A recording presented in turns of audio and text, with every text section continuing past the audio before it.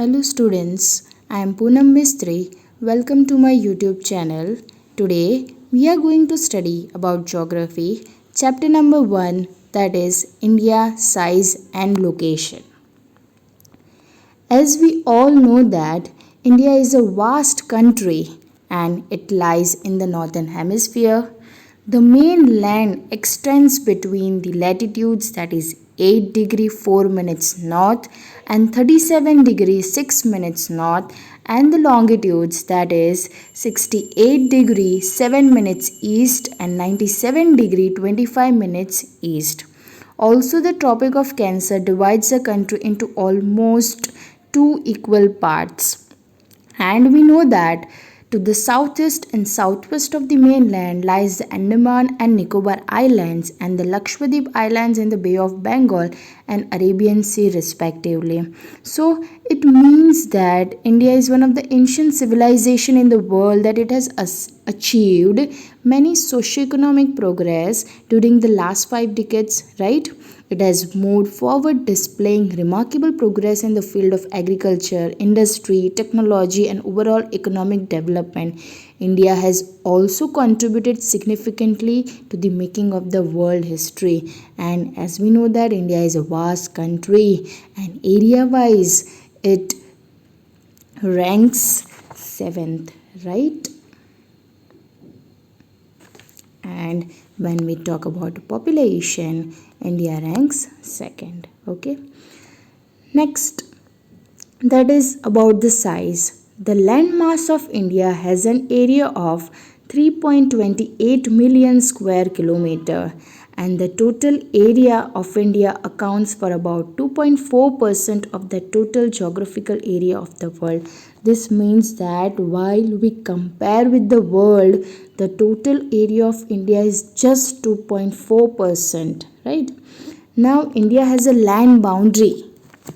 We will not consider here water boundary, just land boundaries of 15,200 kilometer, and the total length of coastline, the coastal area of India including Andaman and Nicobar and Lakshadweep Islands, is 7,516.6 kilometer. As we all know that India is the 7th largest country in the world, right? Now, India is bounded by a young fold of mountains in the northwest, as we all know. So, India has a varied type of landforms, right?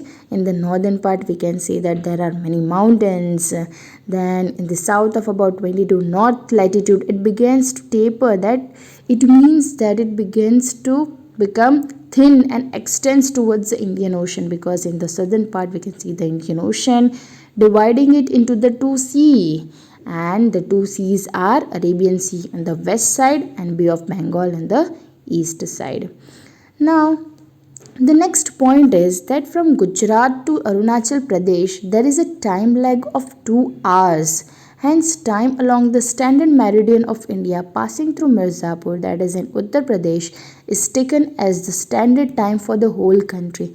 Now, you will think that why there is a time lag of 2 hours from Gujarat to Arunachal Pradesh. As we all know that Arunachal Pradesh lies in the eastern part, right? And sun rises in the east. So, first of all, the difference is because we know that Earth rotates on its axis and it takes 24 hours, and in this 24 hours it covers 360 degree angles, right? So if we divide 360 by 24, it comes 4 minutes. It means that it takes 4 minutes to cover 1 degree, right? So now we know that the standard meridian which passes through Mirzapur in Uttar Pradesh, from there, which is 82 degree 30 minutes east, from there to Arunachal Pradesh is 97 degree 25 minutes, right? So from 82 degree to 97 degree, it takes 1 hour, right?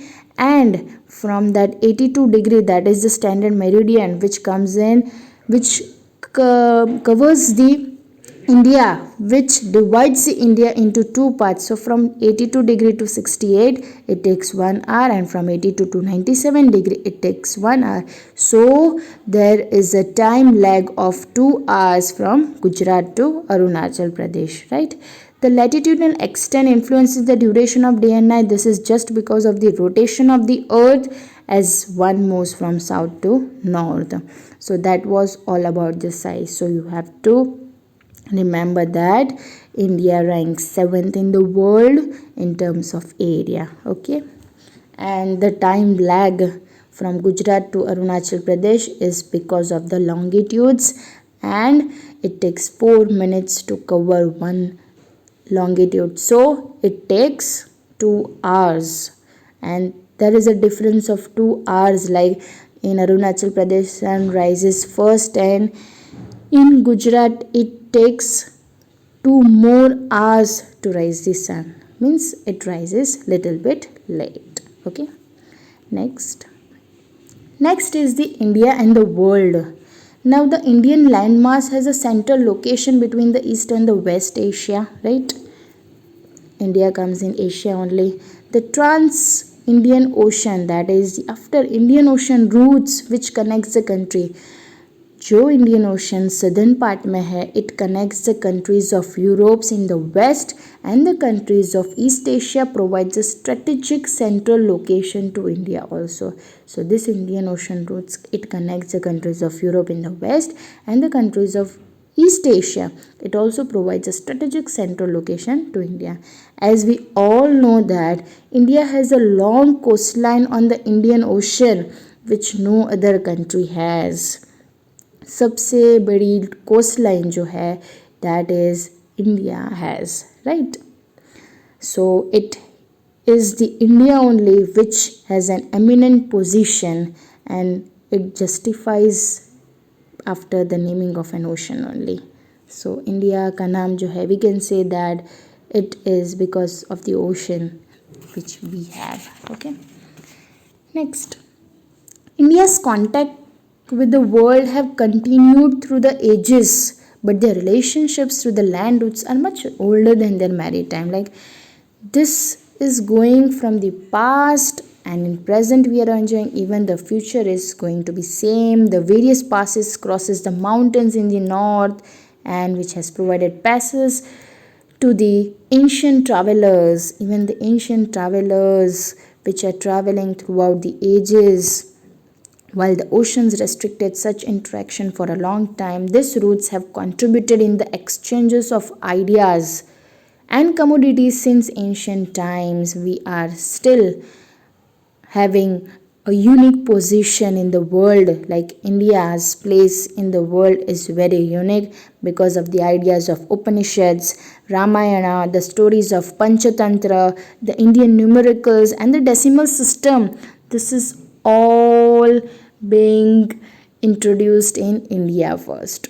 The spices, the muslin, and the other merchandise were taken from India to different countries. As we all know that India is of course famous in the production of spices, and we were selling it to other countries. Like many foreigners came to India just to trade with us in terms of spices. On the other hand, the influence of Greek sculpture and the architectural styles of dome and minarets from West Asia can be seen in different parts of our country also. So, during ancient time, there were many trading done with India. Okay. Next is India's neighbors. As we all know that India occupies an important strategic position in South Asia, right?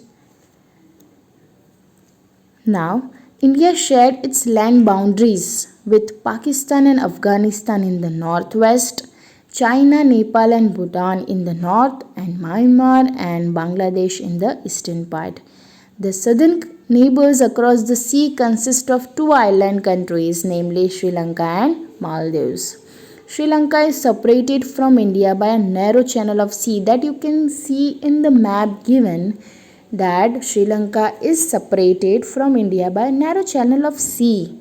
that small drops you can see, that is a narrow channel of sea. It is formed by the Pak Strait and the Gulf of Mannar, while Maldives Islands are situated to the south of Lakshadweep Islands.